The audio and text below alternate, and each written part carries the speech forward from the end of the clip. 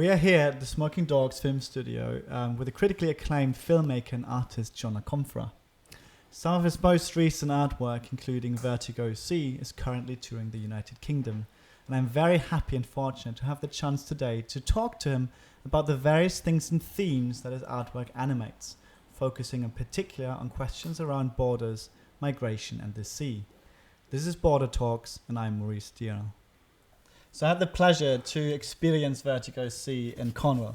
On 3 large screens, you juxtapose images that are both really beautiful and really cruel, and sometimes even at the same time. And I read somewhere that you are also inspired by the story of Nigerian travelers who attempted to cross the Mediterranean Sea and barely survived this attempt. So I was wondering how and in what ways this particular story animated such or provoked such a response in you. It was important to me that in Vertigo Sea, several layers, several identities, narratives came together, not necessarily in harmony, but at least in dialogue with each other.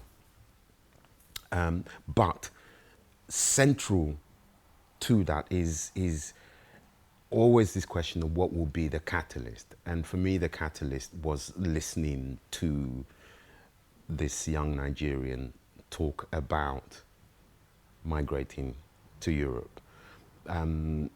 Because all the elements, all the thematic elements of what I thought Vertigo could explore were in that.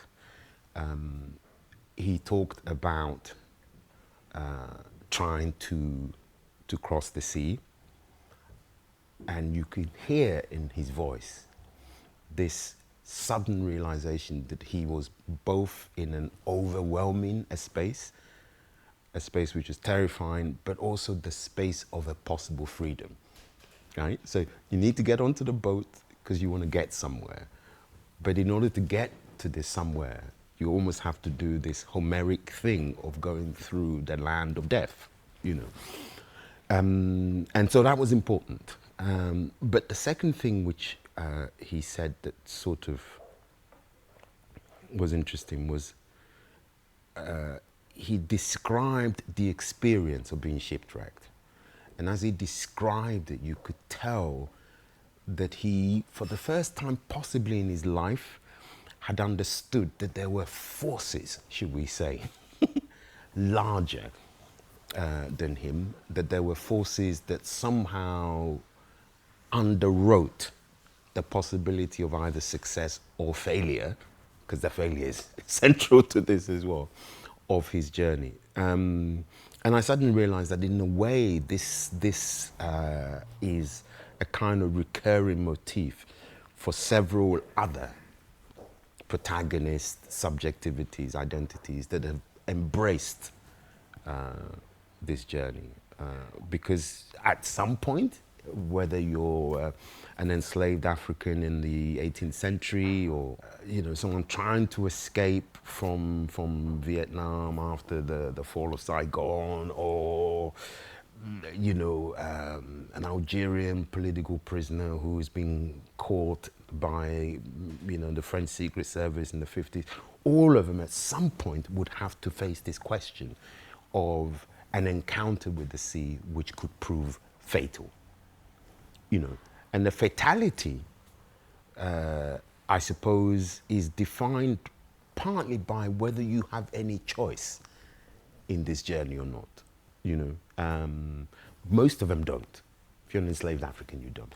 Vietnamese, migrant, possibly, because you decided you want to go. But then once you encounter the sea,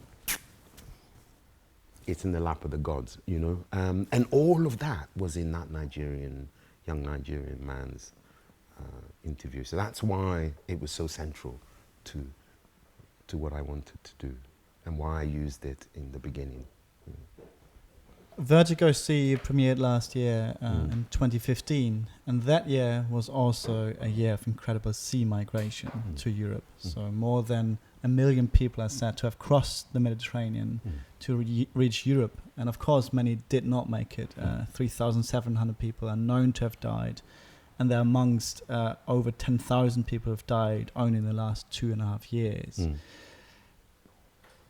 Can you tell us a little bit how this year of sea migration impacted on you and the ways in which you conceived of Vertigo Sea? And of course, also in a way, the attention that it must have drawn to your artwork. It's something one is always uncomfortable with, because you don't want to be seen to profit from disaster, especially of others. But it is clear to me now that the fact the Vertigo premiered last year in the midst of this tsunami of disasters at sea for a number of people from across the world, yes, kept the piece in a certain kind of spotlight, you know.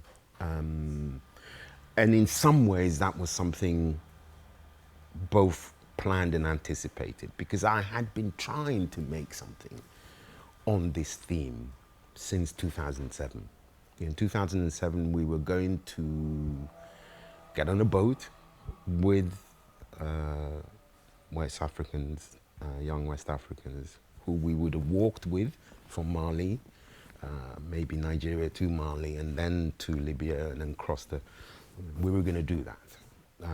Couldn't raise the money for it, and fortunately, we didn't raise the money, because, you know, I think there's a very likely, well, a very, very good possibility that we would not have made it.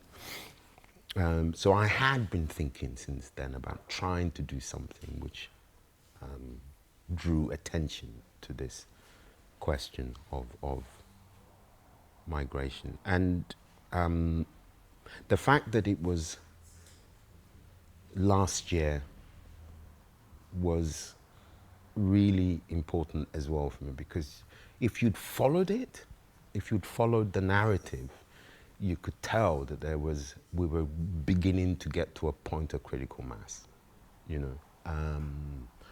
The Gaddafi regime had been deposed, so one necessary check, quote unquote, on using that part of Africa as the jumping off point had suddenly been removed, an impediment had suddenly been removed. So you sort of knew, and you could tell by the figures since the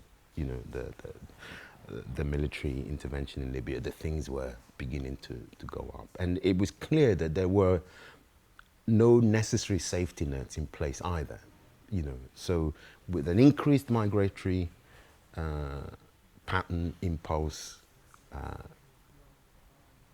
development, came an increase in danger. There'll be more people, but more people using pretty much the same boats.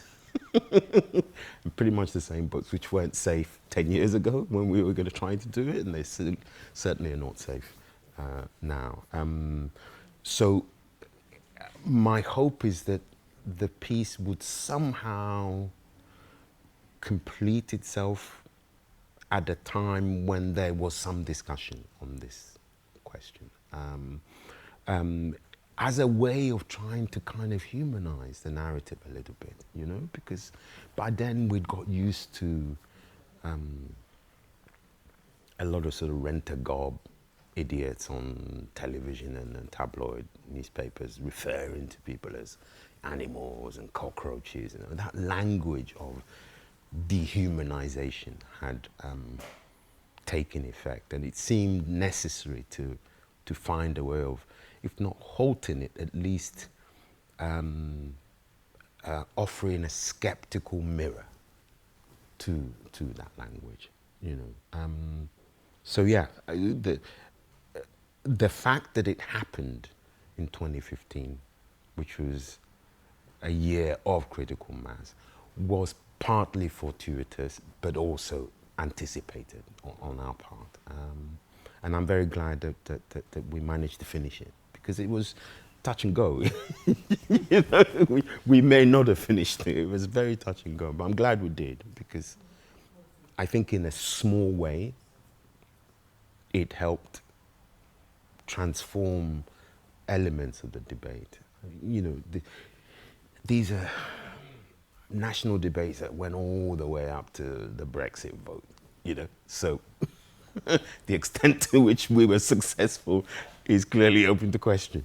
But it was important that we did that, for me anyway. You know.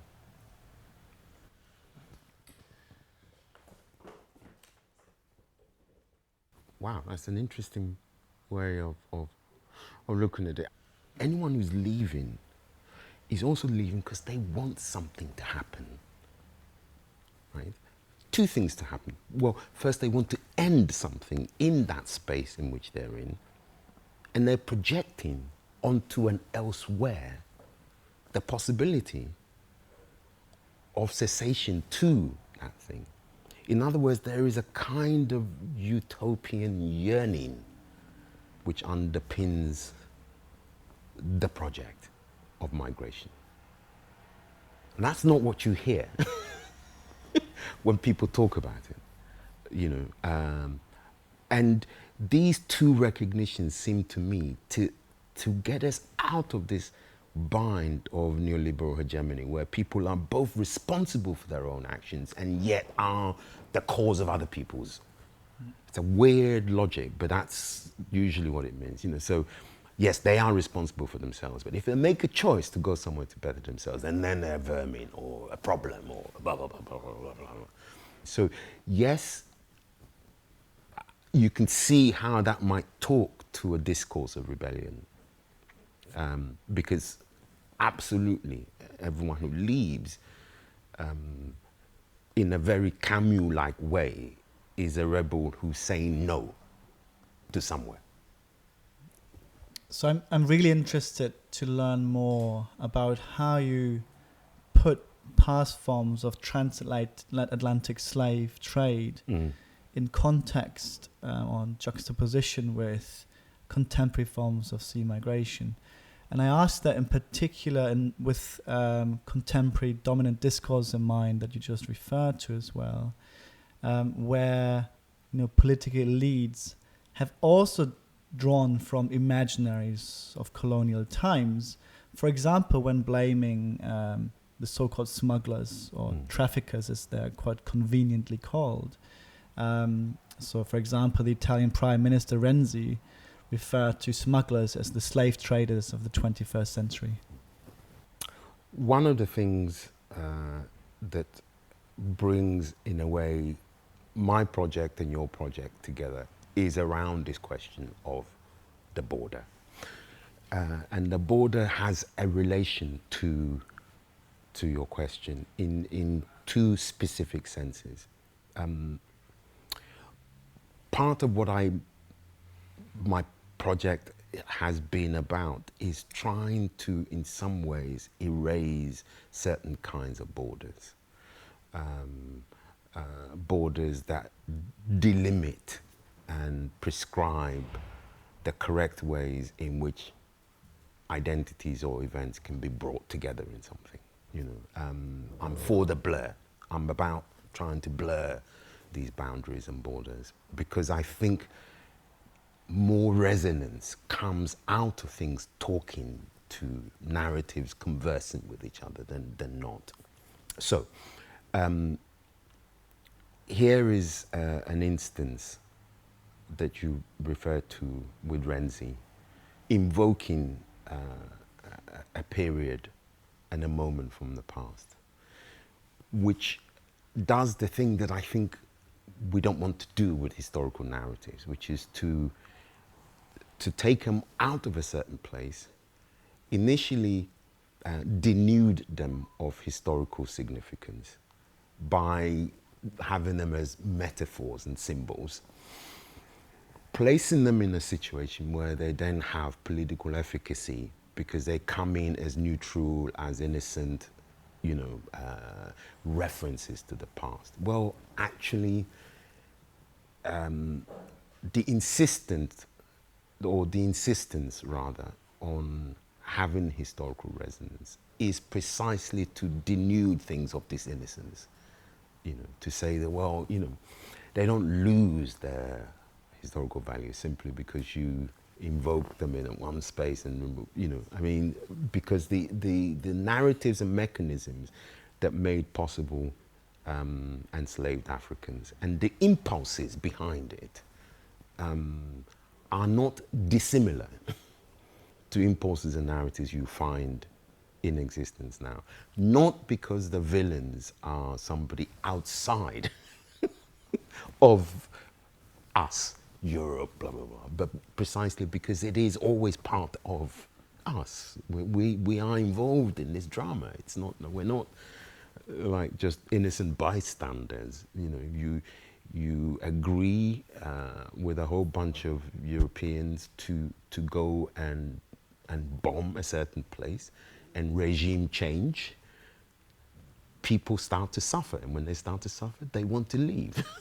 Okay, so blaming the ferryman for what is quite clearly a sort of narrative that goes back, in which you're implicated, doesn't seem to be entirely right or proper, and you only manage to escape that that void of history by just invoking things in relation to each other. They need to seem as if they are talking to each other, that one is not simply like an absent figure, but, you know, has resonance, has precursors, has a prehistory, etc., and that they bring all of that to the table when the conversation takes place. Does that make sense? It's sort of absolutely critical to me. The blurring of boundaries and borders is in fact an ethical and an aesthetic strategy.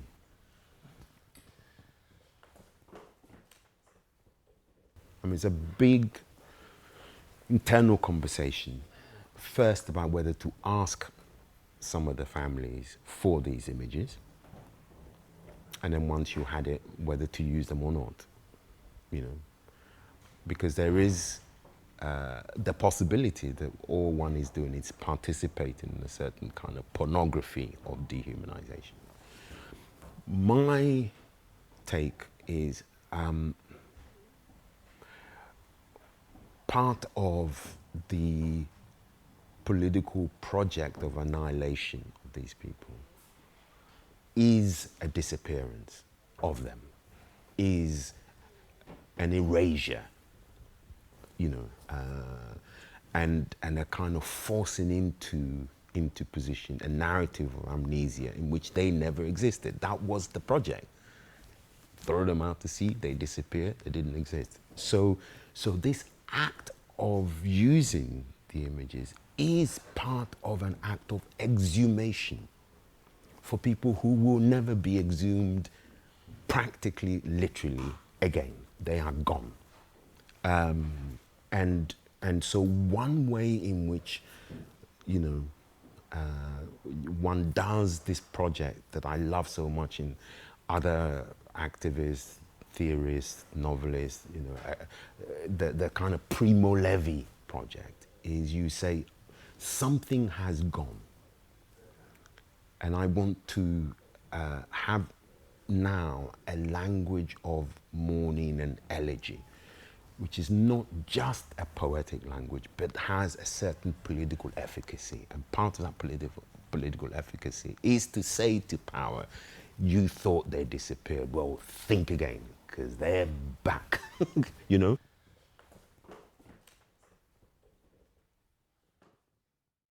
I believe passionately that we need to have a conversation that distinguishes between the two definitions of freedom that underpins discussions about migration, you know.